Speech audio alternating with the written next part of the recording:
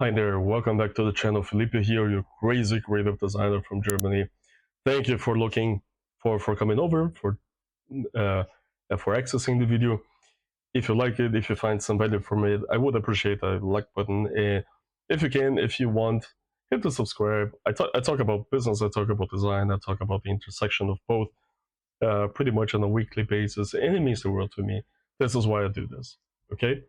Thank you. So today I wanted to do a quick dive into how I go about designing stuff, what the methodology and the process is behind it, what tools I use, and how I simplify things in a way that it's not very simplified. It could be better, it could be more efficient, but this is just the way I like to do things.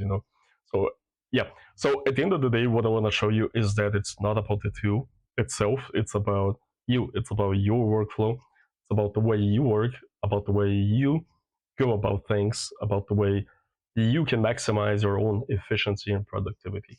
And that's going to be different for most people, for various reasons.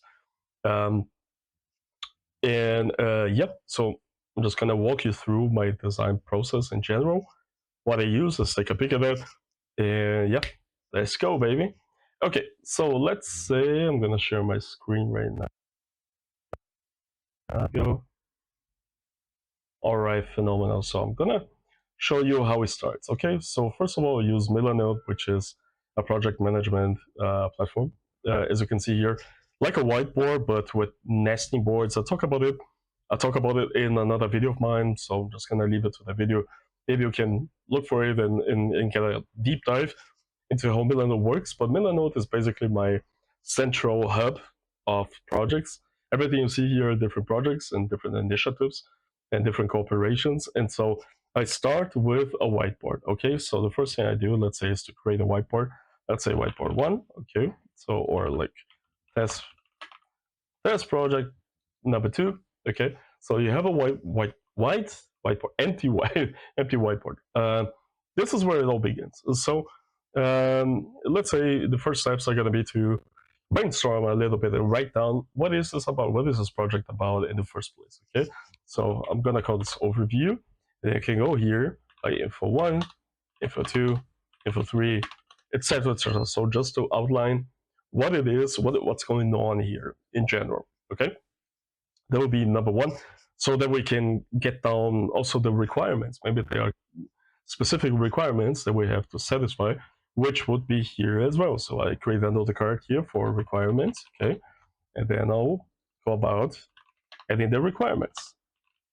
Two, if on three, etc., etc. The cool thing is I can give access to the clients. Okay, so I can send them a relink or an editor link so they can add their names as well. And I would flesh out, first of all the basic information that we have, and then we would go from there. So let's say this project is to showcase the 5 most dangerous mountains in the world. Okay, so we'll call this Danger Stranger Mountain. So Danger Stranger Mountain. So the overview, is to showcase, okay, the 5 most dangerous mountains in the world. There you go. That would be the target. And then let's say their requirements would be meant would be, I don't know, like creating static design, developing on Webflow a final site. Okay, something along those lines, or that would be the objective as well. But that's interchangeable, I believe. Right.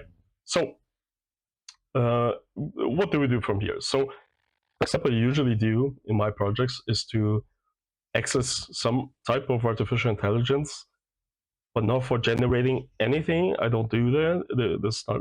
That's another topic in and of itself, but I don't do that.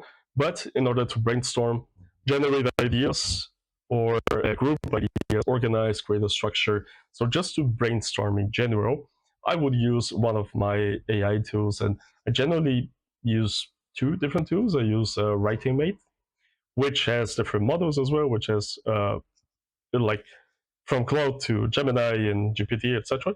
And it's the same interface of ChatGPT. and I use mostly Otio. And Otio is very, very cool because it creates a library of material for you. You can chat with this material, you can interact with it at any point in time, and it can give you summaries of videos. It can create conclusions. It can improve text. So it's a more centralized platform. So let me show you the library, how it looks like. So the library looks like this. Okay, so you have different categories, different folders for different uh, sites or resources, and then you can chat with those resources. Like I can choose 3 videos, I can create a chat, and then I can dynamically engage with these resources. As for ideas, give me the key differences. So it's a fantastic tool, really fantastic tool for brainstorming, for categorizing, for grouping information, and for for organizing it in a way that I can use afterwards. And it has some additional tools such as image generation as well, and web search and deep search. So I use both. Um, I use WritingMate as the first one usually because it's as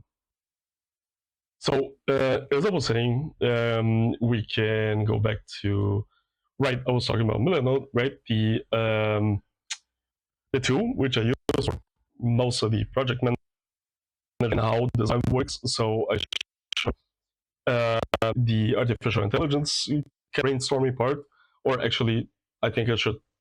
I think we skipped them so quickly. Let me just go back here. So okay, let's say I create a board, right? A board, which I put somewhere here. There you go. So yeah, so we have the overview of the project, we have the requirements, and then from here, in order to do some brainstorming, I generally import the main message or the main objective into one of my AI tools. Okay, let's use WritingMate for now, just because it has a simpler overview, I believe. So I go with Claude. I like Claude generally better than the other ones, but this, and then just gonna generate, like ideas and inputs that we can support for the content part, and then including the design part of the website. Okay, so basically brainstorm and collect ideas and form ideas and shape them into one structured motif, Leitfaden, right, as they say. So there you go. So we're gonna get some information on these mountains, and so to collect important information, vital information, and then from there to structure it in a collection of informational texts in this case, so we can start to build out a structure. So the AI is basically here, in my case, in my toolbox, to chat with my ideas, to improve, refine my ideas, to collect ideas, and then to start shaping them into a structure that I can then use for design afterwards. So it's about the content here, especially. So focus on the content, and it's going to impact the visuals design, and so content and design that's put together. Okay, so let's imagine we've done it. We have a finished layout. I'm just gonna input this as a placeholder right now. So let's say create a website structure, and let's say wireframe for this subject. Okay, so I don't do this, but I'm just doing this right now. I can get a structure. No, it's giving me code. No, not in code, but the textual content. Right. Yeah, so I'll just let it create a little map for now so we can speed up the video and I don't have to showcase the entire process. But basically, that's what I always do. I get the content down, and then from there, I start making visual decisions. Okay, so let's say we've got the content down, which will be the case here. Let's see how far it is. There you go. So it's developing the wireframe. I'm going to go back to it in a second. So moving on from there, what we want is to create a structure where the client can also follow and other, especially when I'm doing larger projects and I have to involve mechanics. Okay, there I like to use Trello, but also in a very holistic and manual way. So I go to Trello, I create a board. Okay, let's just go to one of those existing ones, and then I add to-dos, doing feedback, do polls, expenses, discussion, and this is where I'd invite my colleagues and the client as well to add and take care of to-do lists. But it's very manual. It's very, like it's very easy and easy peasy. I don't need to turbocharge it with thousands of different automations as people like to do. One thing I totally forgot, I'm going to show you right now, is the onboarding process. So that's where we gather the ideas and the input from the clients, and I have created a special questionnaire for that purpose, for the onboarding, and I'm going to show you right now. So let's go here to the wireframe structure that we created. Okay, I'll just copy paste this for now, just so we can have some type of visual map that we can use afterwards. Okay, so I'm just gonna copy these for now. I don't recommend it, but just to, as you can see, the formatting is totally shot. I had to take care of that. Just picture it as the website structure for now. If I go back to, there you go. So this is my questionnaire. Okay, so this is what I would send before actually we start the whiteboard. So I have a questionnaire with, like platform instruction and then describing project in the client's own words and the scope of work and the goals, etc., etc. So you can see it's a very thorough questionnaire that I have in German and in English, also for logo design, if that's the case. And then you can add reference files here as well, and then send it over. And it is connected to Zapier, and it transforms into a briefing, into a Google Sheet doc that I can then use and import into Milanote in our board. Yeah, that's basically it. In terms of onboarding, there's not much more to that. Okay, and then from there, the process would be to start when we start the designs. Okay, and for that, I like to use the Affinity Suite. I'm not a Figma guy, and the reason for that is simply because I grew up with Affinity. I grew up with Illustrator, and I just like to use it the way I like to use it. I'm very particular in how I develop things and in the workflow that I have developed for myself. And I've come to find that, of course, Figma is practical in terms of collaboration and design, and I understand its capabilities. I do. I just like to design with what I'm familiar with, right? And what I also like to do, what I also love about Affinity Designer, this Affinity Designers, this is basically similar or the analog to Illustrator. So you work with vector shapes here. Okay. And the cool thing here is if I need to kind of like Photoshop edit it, I can import the entire project in Affinity Photo, and then I can do image distortion, image modifications, same as you would from Photoshop to Illustrator and vice versa. So let me go back to that. And yeah, so I do the designs here, and then I export the designs as a vector file, which I can then upload to Figma, and then you can interact with it on Figma. So other designers, other developers can see the final design in vector shape. So including all the measurements, including all the layout and the structure and the hierarchy and the assets, they can pull that in from Figma. But as I said, it's just what I'm familiar with, and it's a very powerful tool as well, and it's more than enough for all the designs that I do, in my opinion. So yep, there you go. So how I start a design here, let's say we have nothing. These are some experiments from this project, and then we have colors and we have font styles. But I use grids, as you can see here. This is my main starter grid. That's the Thundergraph grid, as they say. Then I have it in 4040 times 1080, 4040 times 900. And I think this one or this one, they are generally the best dimensions to design in, because that can be translated to Figma and then to Webflow very, very easily and very, very proportional, very static. So the dimensions are very good for the further development down the road on Figma and Webflow. It just works. Please don't ask me about it. I've tried lots of different dimensions. These two are just the ones that work best. Maybe not in your case, of course, I understand. But for me, it generally is the best one. And then we have the dimensions for tablet here. And for mobile, these two are oriented around the Webflow breakpoints. So they have the dimensions of, what was it again here? 478 width, and here 768 width, which are the breakpoints, the native breakpoints from Webflow to facilitate everything afterwards.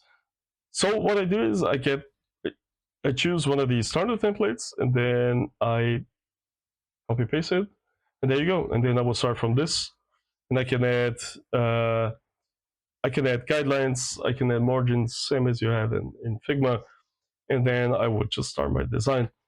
And once I have it done, such as here, for example, I can export the entire thing as a vector shape SVG. There you go. And if I export that as SVG, I'm going to show you exactly what happens. I can export the board as SVG to my desktop, which is right here. And then I'm going to see if we go to Figma, I can basically just drag, drop it, and and voila, there you go. There's the entire project with all the assets, with all the measurements for further development on Figma, if you will. When I do development myself, which I do all the time, I generally skip Figma altogether. I don't need it. I just use my grids and the measurements I have directly from Affinity Designer. I've created several frameworks that work well there. So yeah, it just works for me. And then from here, it's pretty straightforward. We can go to Webflow, and then here I can show you I have created special geometric grids. For example, the funnel graph, which is the one we saw, I have created it as a component basically, and then I can use it for my design depending on the grid the design is based on. So I already have it as part of my framework on Webflow, and then I can recycle it to begin the designs. And yeah, and then from there, it's a very long road from zero to hero basically, and I have my own style guide. But you can use Client First or Loom if you prefer. But I generally find that it's necessary to create something that is your own, just to make it work the way you work, and that's exactly what I did. So yeah, I think that's pretty much it. And then of course you have feedback loops with the client on Milanote and on Figma, and then on Webflow with comments, etc., etc. But yeah, I think that's the gist of it, and I hope it makes sense. I hope it's understandable. And as you can see, it's probably not the most 100% efficiency, but it's just something that works for me, So you have to find a workflow that works for you, that fits your process, and together with the client, together with other collaborators. But because I am just the lead on projects with more people, the project manager, I have to coordinate the entire team.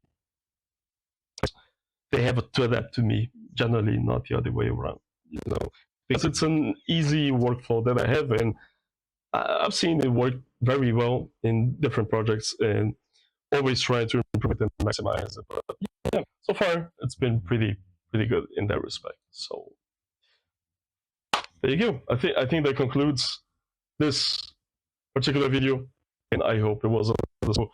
If you found some value, hit the like button, the subscribe means so much to me. And yeah, aesthetics rock, baby. And cheers, and I'll see you next time. Thank you.